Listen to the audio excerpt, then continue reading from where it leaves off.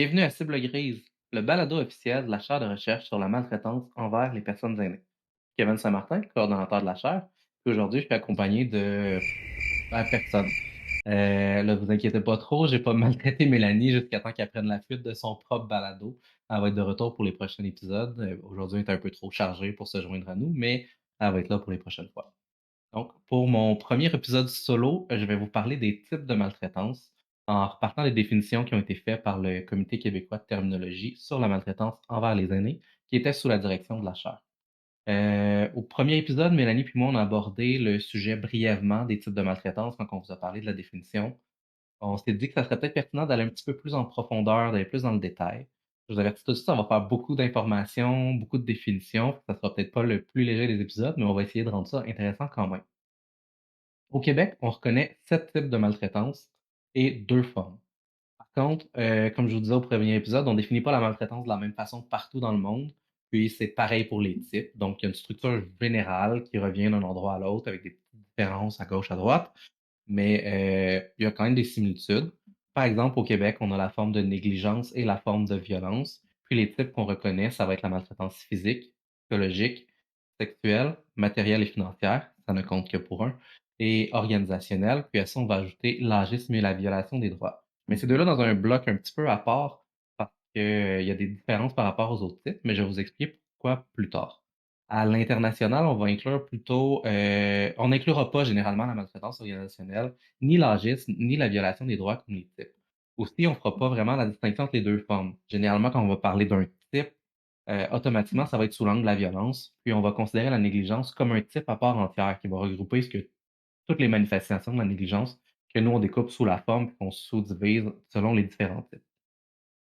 Donc, quand je parle des formes de maltraitance, quand je parle de la forme de négligence, ce que j'entends pour prendre la définition exacte, c'est de ne pas se soucier d'une personne aînée ou de ne pas agir pour répondre à ses besoins. Dans la mesure, évidemment, où vous entretenez une relation de confiance avec la personne ou que vous en êtes responsable. Par exemple, comme proche aidant ou comme professionnel de la santé qui offre des services. On n'a pas, en tout cas, j'ai pas l'attente que vous alliez répondre à toutes les personnes aînées qui vivent dans votre quartier pour être sûr qu'on ne dise pas que vous êtes négligent. Par contre, j'ai l'attente que vous alliez pas cogner chez tous vos voisins pour les malmener, les intimider. Là, ça serait de la maltraitance sous la forme de violence. La définition officielle étant malmener une personne aînée, la faire agir contre sa volonté en employant la force ou l'intimidation. Vous vous souvenez, dans la définition de la maltraitance, on disait qu'il y a maltraitance quand une attitude, une parole, un geste ou un défaut d'action approprié se produit. La partie attitude, parole et geste, ça va faire référence à la violence, tandis que la partie défaut d'action appropriée, ben là, on va parler plutôt de négligence. Qui fait que si on découpe, dans le fond, la maltraitance globale sous ses différentes formes et ses différents types, ben, on a 14 expressions de la maltraitance. Donc, par exemple, la maltraitance physique sous la forme de violence, puis la maltraitance physique sous la forme de négligence, et ainsi de suite pour tous les types. Sauf que dans la réalité, il y a plus d'expressions que ça parce qu'il y a différentes façons de manifester chacun des types, puis il peut y avoir des combinaisons, une situation qui regroupe plusieurs types ensemble, mais juste pour vous donner une idée générale. Ce qui m'amène aux 7 types. Donc, le premier que je veux vous parler, ça va être la maltraitance physique. C'est souvent la chose que les gens pensent en premier quand on leur parle de maltraitance. Ils vont s'imaginer des coups ou des gestes violents. Ça marque beaucoup l'imaginaire, mais pourtant, c'est pas ce qui est le plus fréquemment rapporté. C'est pas le type qui survient le plus souvent. Ça, c'était plutôt la maltraitance psychologique. Donc, la définition de la maltraitance physique, ça va être des attitudes, des paroles, des gestes, donc la violence, ou un défaut d'action approprié qui va porter atteinte au bien-être ou à l'intégrité physique de la personne. Sous la forme de violence, on peut penser à des exemples, comme je disais, frapper, pousser, ligoter une personne aînée, utiliser de la médication pour la pacifier, ce qu'on va appeler de la contention chimique, ou la faire manger de force, par exemple. Pour la négligence, ça va plutôt être de ne pas aider une personne qui en a besoin, de qui on est responsable. Ne pas aider un aîné à se nourrir, à s'habiller, à se laver, ne pas changer les culottes d'incontinence dans un délai qui est raisonnable, ou faire vivre la personne aînée dans un milieu qui est pas propre, qui est insalubre ou qui est autrement dangereux. Quand une personne vit de la maltraitance, là je parle en général, pas juste pour la maltraitance physique, il y a souvent des indices qui vont nous permettre de remarquer qu'il y a quelque chose qui cloche. La présence d'un indice, ça veut évidemment pas dire qu'il y a automatiquement maltraitance, mais ça devrait faire lever un petit drapeau pour dire: «Oups, il y a quelque chose d'inquiétant, faudrait qu'on investigue». Particulièrement si vous êtes une personne professionnelle de la santé, si vous travaillez dans les services sociaux, là, c'est sûr que ça va être un rôle qui est vraiment plus important pour vous. Mais aussi, si vous êtes un proche puis que vous remarquez quelque chose qui cloche, ça peut être pertinent d'aller creuser pour être sûr qu'il n'y a pas de la maltraitance ou pour valider s'il y en a effectivement. Pour la maltraitance physique, les indices sont souvent considérés comme les plus faciles à repérer parce que, comme je disais, ça marque l'imaginaire parce que ça laisse des traces. Donc, on va avoir des blessures, des bleus, une détérioration de l'état physique, peut-être des fractures. Donc, quand on parlait plus de négligence, on pourrait avoir un manque d'hygiène, un milieu de vie qui est malpropre. Si on pousse ça à l'extrême, on pourrait avoir une mort précoce ou suspecte, là, malheureusement. C'est sûr qu'il peut y avoir d'autres causes, comme je disais, qui expliquent la présence des indices. C'est pas parce qu'on voit qu'il y a un ou deux indices de maltraitance qu'il y a automatiquement de la maltraitance. Dans le cas de la violence physique, si, il y a des blessures, s'il y a des ecchymoses, ça pourrait être dû à une chute, ça pourrait être dû à un accident ou une dégradation de l'état général, une faiblesse, par exemple, ça pourrait être dû à la maladie. Donc, faut pas crier automatiquement maltraitance, mais il faut quand même rester vigilant. Pour le deuxième type, on a la maltraitance psychologique. Comme je disais, c'est généralement rapporté comme étant le type de maltraitance le plus fréquent. On définit un peu de la même façon que la maltraitance physique, donc c'est une attitude, parole ou geste, violence ou défaut d'action appropriée, négligence, qui porte atteinte au bien-être ou à l'intégrité psychologique de la personne. Sous sa forme de violence, on peut penser par exemple à du chantage, de la manipulation, humilier une personne aînée, lui crier des insultes, la menacer. On va aussi inclure là-dedans la surveillance exagérée, vouloir être au fait de tout ce que la personne fait, jamais vouloir la laisser agir seule, ou aussi tous les propos là, qu'on va considérer comme xénophobes, racistes, capacitistes, homophobes, biphobes, transphobes, on va inclure ça là-dedans. Des fois, les gens demandent pourquoi on inclut l'homophobie puis la transphobie dans la maltraitance psychologique plutôt que, comme je disais tantôt, il y a aussi le type de maltraitance sexuelle. Ça va être parce qu'on considère que les conséquences que ça va avoir, ça va être des impacts sur le bien-être plus psychologique de la personne que sur son bien-être sexuel en soi. Au niveau de la négligence, on va considérer le rejet social, une indifférence généralisée par rapport aux personnes aînées, une absence d'écoute, une insensibilité. C'est sûr qu'il faut prendre ça avec un grain de sel, là, si vous êtes fatigué, qu'un proche vous raconte une histoire qui vous intéresse pas vraiment pendant le temps des fêtes, que vous l'écoutez juste d'une oreille. Ça, c'est des choses qui arrivent, qu'on fait un petit peu toutes. Faut pas nécessairement, paniquer, crier maltraitance, puis essayer de faire un signalement ou quelque chose comme ça. Mais, si vous remarquez que vous faites ça, c'est peut-être une bonne opportunité de vous interroger sur votre attitude en général avec la personne aînée, d'essayer de vous ajuster pour justement ne pas être maltraitant. Des indices de maltraitance psychologique, ça va être plus difficile à remarquer que pour la maltraitance physique, parce que, comme je disais, ça laisse pas de marque, hein. C'est plus, avoir plus un effet, sur l'aspect émotionnel de la vie de l'aîné ou sur son mental, donc ça se remarque moins facilement, mais quand même, il peut y avoir des indices à relever, comme, une augmentation de la peur, une anxiété, une personne aînée qui se replie, qui veut moins interagir alors qu'elle avait l'habitude de le faire. Un déclin rapide des capacités cognitives. On a l'impression que notre proche, soudainement, il oublie beaucoup plus. Ça se peut que ce soit dans une évolution normale, la maladie, mais des fois, ça vient un peu en un éclair. Ça peut être un indice qu'il y a quelque chose qui se passe qui est pas correct, qu'il y a de la maltraitance. Puis, à l'extrême, ben, ça pourrait aller jusqu'à des idées suicidaires, des tentatives de suicide ou le suicide. Le fait que ce soit difficile d'identifier ce type de maltraitance-là, puisqu'il laisse pas vraiment de marque évidente, ça fait en sorte qu'on dit souvent que la maltraitance psychologique est invisible, malgré le fait que c'est un des types qui est le plus fréquent, et que ça peut avoir des conséquences tout aussi importantes sur le bien-être de la santé et la santé d'une personne aînée que la maltraitance physique. Comme je disais, ça peut aller jusqu'au suicide, donc jusqu'à la mort. Fait que c'est pas à prendre à la légère parce que ça laisse pas de bleu. Troisième type, ça va être la maltraitance sexuelle. Je vais commencer à vous présenter une information qui va peut-être vous surprendre, mais les gens n'arrêtent pas automatiquement d'avoir une vie sexuelle en vieillissant. Donc oui, vos grands-parents, vos parents âgés, vos proches âgés ont probablement une vie sexuelle active.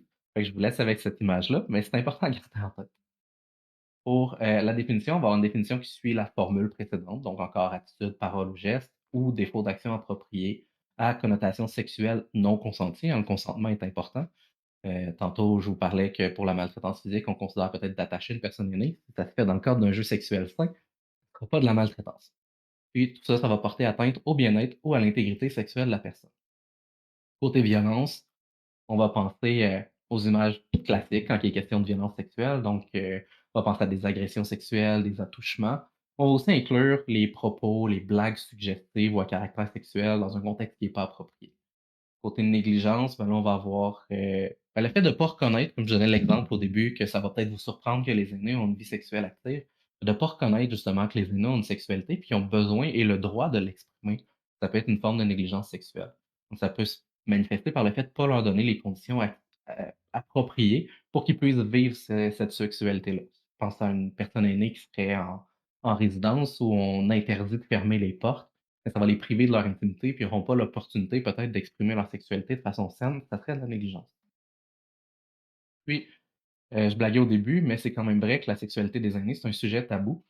Fait en sorte que la maltraitance sexuelle est souvent peu abordée, parfois masquée, on n'aime pas ça en parler, ça crée un malaise quand une personne aînée rapporte une situation de maltraitance sexuelle. Donc la détection de ce type de maltraitance-là va devenir peut-être plus difficile. Mais il y a quand même des indices, puis souvent des indices qui sont peut-être un peu plus marqués, un peu à même titre que la maltraitance physique. Donc il va y avoir des infections, peut-être des plaies génitales. C'est sûr que si on parle d'une agression plus, un viol, par exemple. Sinon plus subtil, mais il peut y avoir une angoisse au moment des examens ou des soins qui impliquent, des contacts corporels, un repli sur soi, là, un peu comme pour la maltraitance psychologique. Des symptômes de dépression, une désinhibition sexuelle soudaine, une personne qui est généralement réservée, par exemple, sur le plan de la sexualité, qui, va commencer à parler de sexe régulièrement, à faire des propos à caractère sexuel. Ça peut être un signe qui est en train de se découvrir sexuellement à l'âge avancé, ce qui serait correct aussi, mais ça peut être aussi signe qu'il se passe quelque chose d'un peu anormal. Puis le déni de la vie sexuelle, tu sais, si on parle avec quelqu'un puis qu'il reconnaît pas que la vie sexuelle des aînés existe, ben là, ça pourrait être un indice que cette personne est peut-être négligente au plan de la maltraitance sexuelle. Ensuite, il va y avoir la maltraitance matérielle ou financière. Comme le nom l'indique, hein, ça compte pour un, mais il y a 2 morceaux. Donc, il va y avoir l'aspect matériel qui va renvoyer à tous les biens puis les objets que va posséder la personne aînée. Puis, il y a l'aspect financier qui va faire référence plus spécifiquement à l'argent de l'aîné, à ses placements, et cetera. On va le définir comme l'obtention ou l'utilisation frauduleuse, illégale ou non autorisée ou encore malhonnête des biens ou des documents légaux de la personne. Sinon, on va aussi inclure l'absence d'information ou la mésinformation financière ou légale. Là, je vais m'arrêter sur quelques-uns des éléments de cette définition-là parce que, selon moi, ça peut importer un peu à confusion. Premièrement, on parle seulement des biens et de documents légaux dans la définition, mais même si c'est pas nommé explicitement, l'idée de bien, ça va aussi inclure les ressources financières de la personne. C'est pas parce qu'on ne dit pas dans la définition que voler l'argent d'une personne aînée, c'est là, c'est important à le garder en tête, c'est aussi de la maltraitance financière. Puis, on parle d'utilisation frauduleuse dans la définition. Puis le terme fraude, évidemment, va faire penser frauduleux va faire penser à la fraude. Mais là, c'est important de l'interpréter dans le contexte de la définition globale, c'est-à-dire que la maltraitance, ça se passe dans un contexte de relation de confiance. Donc au Québec, on n'inclut pas dans la maltraitance matérielle et financière les fraudes qui vont être faites par des inconnus ou des organisations criminelles. Souvent, dans ces situations-là, la relation de confiance va être un peu simulée. Je vais vous donner l'exemple un virus sur l'ordinateur qui dit de contacter un technicien de Windows, vous appelez une personne, puis cette personne-là se fait passer pour un expert, vous dit que pour réparer votre ordinateur, vous redonnez accès à vos choses, il faut lui envoyer des sous. Cette personne-là va se mettre dans la position d'un expert, d'une personne qui peut vous donner un service, donc va simuler la relation de confiance, mais elle n'est pas concrètement là, donc on a tendance à l'exclure. C'est sujet à débat actuellement parce que, ben, justement, la relation de confiance est simulée, puis il y a un abus de cette notion de relation de confiance-là dans la majorité des situations de fraude, mais actuellement, ça serait des situations qu'on n'inclut pas dans la définition. Puis, finalement, si vous êtes vraiment à l'affût de ce que je vous ai nommé au début, puis de la définition, vous êtes peut-être demandé pourquoi on parle, d'aspects légaux dans la définition qui concernent spécifiquement, la maltraitance financière, alors que la violation des droits, c'est considéré comme un type. En fait, ici, on parle vraiment dans le contexte où ça va entraîner des conséquences de nature financière. Donc, on va pas inclure tous les types de documents légaux ou toutes les situations de mésinformation légale. Ça va être seulement les exemples qui vont affecter le bien-être financier de la personne. Ça peut être, par exemple, modifier un testament, ben là, ça va être une utilisation inappropriée de documents légaux. Question de rendre le tout un petit peu plus concret, sous la forme de violence, ça va se manifester par, comme je disais, une pression à modifier un testament, une utilisation des cartes bancaires de la personne sans son accord, des détournements de fonds, prendre possession des meubles de la personne, faire pression sur la personne aînée pour qu'elle prenne une assurance ou qu'elle signe un contrat, ou encore le vol d'identité, qui est un petit peu subtil parce qu'il va être à la fois dans la violation des droits, mais aussi ici parce que généralement, les vols d'identité ont des conséquences financières. Pour la négligence, ben, on va inclure le fait de ne pas gérer adéquatement les biens de la personne quand c'est dans notre responsabilité, de pas gérer les biens de la personne dans son propre intérêt. Donc peut-être, faire des petites magouilles pour que l'argent revienne plus à nous, qu'on ait plus de profit comme aidant, par exemple, ça pourrait être, de la négligence ou ça pourrait être la maltraitance sous la forme de violence. Non, on va inclure dans la négligence de ne pas prendre le temps d'expliquer un contrat, de ne pas faire de suivi avec la personne de l'évolution de ses finances. Parce que si on est responsable de gérer les finances de quelqu'un, ben, on a aussi la responsabilité de l'informer de ce qui se passe dans ses comptes. Sur le plan des indices, on va voir, par exemple, la présence de transactions inhabituelles au compte, disparition d'objets précieux dans la maison, une personne aînée qui dit: «Je comprends pas, je trouve plus mon collier en or, je l'aimais tant» ou «Ah, soudainement, la personne manque d'argent». Ça peut aussi être une incompréhension de la gestion des biens ou de la finance de la personne. Faut que tu parles avec une personne aînée, puis elle vous dit: «Ah, je sais pas trop combien il y a dans mon compte, je sais pas trop, c'est quoi mes dépenses, je sais pas comment ça se passe, ou c'est toute ma fille qui s'occupe de ça, j'ai pas posé de questions».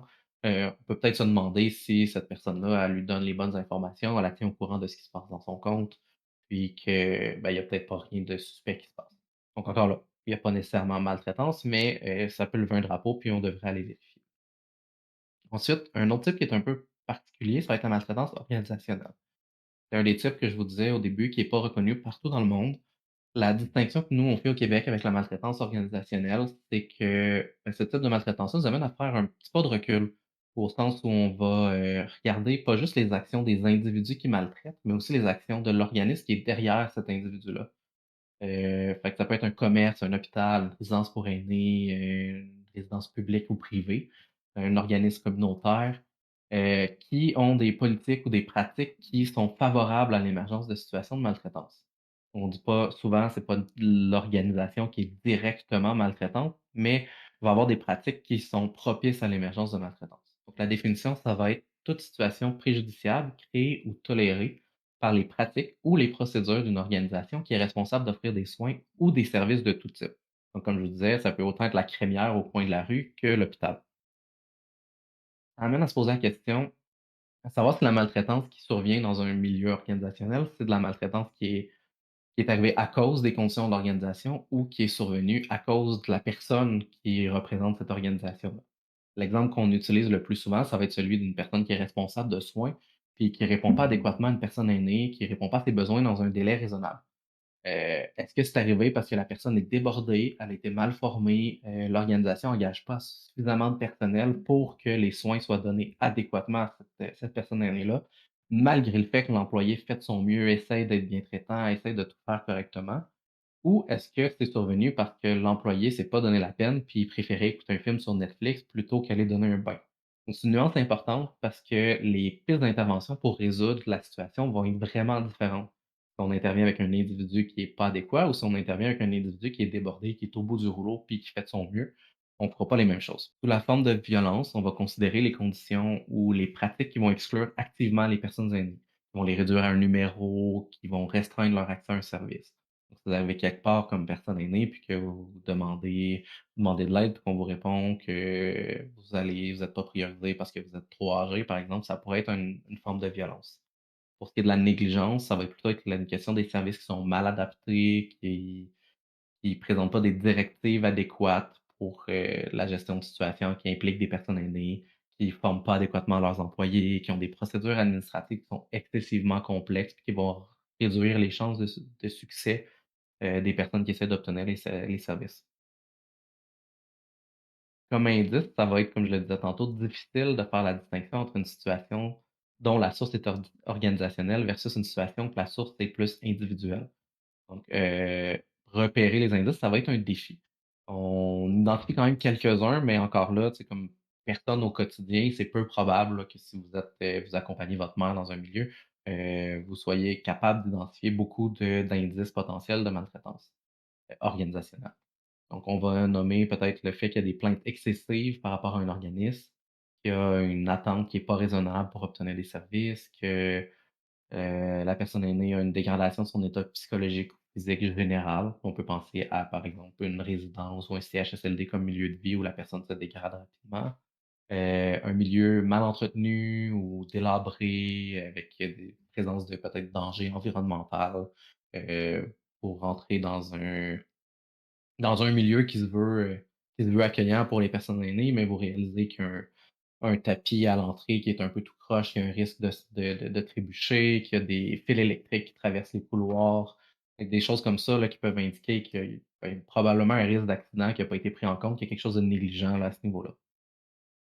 Pour les 2 prochains types que je vais vous parler, on a fini les types principaux là, qui sont plus souvent reconnus, qui sont un peu standards, mais il y a aussi la violation des droits puis, l'agisme, je disais au début, qui sont légèrement différents des autres. En fait, ce qui fait en sorte qu'ils sont différents, c'est qu'on les considère comme des types, mais aussi comme des facteurs transversaux qui vont, couvrir toutes les autres formes de maltraitance, toutes les autres types et formes de maltraitance. Au sens où on peut voir de la violation des droits au travers de tous les types. Donc les personnes aînées, comme toute autre personne, en fait, ont droit à la sûreté, à l'intégrité, à la liberté, à la dignité, un accès à l'information, au logement ou à la protection contre l'exploitation. C'est tous des droits qui, dans la majorité des cas de maltraitance, vont être bafoués. Donc on va voir de la violation des droits un petit peu partout. Tout de même, on le considère quand même comme un type. Donc, si on le regarde comme un type, sur le plan de la forme de violence, on va le voir dans toutes les actions qui violent activement les droits d'une personne aînée. Tandis que sous la forme de négligence, ça va transparaître quand on n'informe pas une personne aînée de ses droits, qu'on la soutient pas dans des démarches légales, qu'on reconnaît pas ses capacités, par exemple, qu'on assume que toutes les personnes aînées sont inaptes, qui ont besoin que quelqu'un les prenne en charge, ou qu'on leur porte pas assistance dans l'exercice général de leurs droits. De façon similaire, l'âgisme, ça va être défini comme de la discrimination en raison de l'âge, par des attitudes hostiles ou négatives, des gestes préjudiciables ou de l'exclusion sociale. Donc ça va être aussi un facteur contextuel qui peut contribuer à l'émergence de situations de maltraitance qu'on peut voir un peu, avant tous les autres types de maltraitance.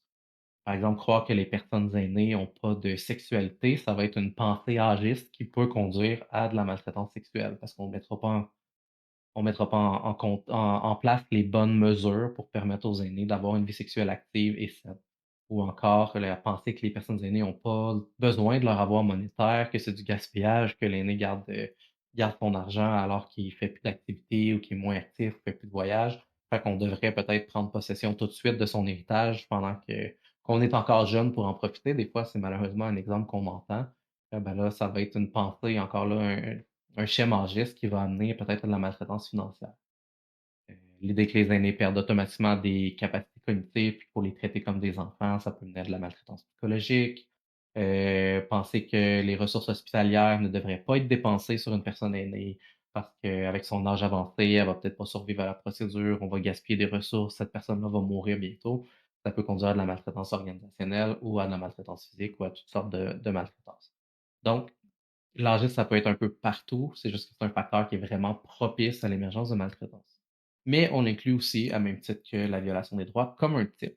Donc, quand on le regarde sous l'angle du type, on va voir que ça se manifeste comme de la violence quand il va y avoir une imposition de restrictions sur la base de l'âge, une réduction de l'accès aux ressources pour les personnes plus âgées, des préjugés, de l'infantilisation, du mépris sur la base de l'âge ou de ne pas donner d'opportunité d'emploi à une personne aînée, par exemple. Puis pour la négligence, on va inclure, une indifférence par rapport aux pratiques ou aux propos âgistes. Donc si on est témoin d'âgistes qu'on décide qu'on s'interpose pas, qu'on réagit pas, ben là, on considérait qu'on est négligent sur le plan de l'âgisme. Donc, je sais que ça fait beaucoup d'informations en peu de temps. Je vous ai lancé plein de choses. Je vous invite à étudier très attentivement. Ça va être à l'examen demain. Non, mais plus sérieusement, on s'attend pas à ce que vous reteniez tout ça. L'important, c'est que vous soyez un peu au courant que la maltraitance, c'est complexe et que c'est plus que juste de frapper quelqu'un. Hein, je vous disais, souvent, les gens ont comme première idée que la maltraitance, c'est physique, c'est violenter quelqu'un, mais il y a tellement plus de façons que la maltraitance peut se manifester, que ce soit volontairement ou non. Heu, fait que avoir ça en tête, qu'il y a tout plein de types de maltraitance, que c'est pas juste la violence physique. C'est pas un concours, hein, je vous invite pas à essayer de compléter votre carte de maltraitance un peu comme une carte de bingo puis avoir une carte pleine. C'est pas l'objectif. Mais, je veux juste que vous soyez sensible au fait qu'il y a des indices de maltraitance, qu'il faut être vigilant, sur les aspects financiers, sur les aspects émotionnels, que la maltraitance, ça peut être subtil. C'est pas parce qu'il y a pas de traces visibles qu'il y a de la maltraitance automatiquement. Quoique, au contraire, c'est pas parce qu'il y a des indices de maltraitance qu'il y a automatiquement de la maltraitance. D'où l'importance de peut-être aller gratter un peu en dessous de la surface, poser des questions, valider un peu nos impressions, nos conclusions quand on est inquiet, quand on remarque qu'il y a quelque chose qui pourrait clocher. Hem, donc je vous laisse avec ça, gardez ça en tête, puis, Merci d'avoir été là et on se reparle la prochaine fois. Ciao! On veut vous rappeler que si vous avez des préoccupations par rapport à la maltraitance envers les personnes aînées ou envers les adultes en situation de vulnérabilité, on a ici au Québec une ligne téléphonique provinciale d'écoute, de référence et d'accompagnement spécialisé, la ligne Aide maltraitance adulte aîné, qui est disponible de 8 heures à 8 heures, 7 jours sur 7, au numéro suivant 1-888-489-2287. Oui, je répète le numéro 1-888-489-2287. Merci beaucoup.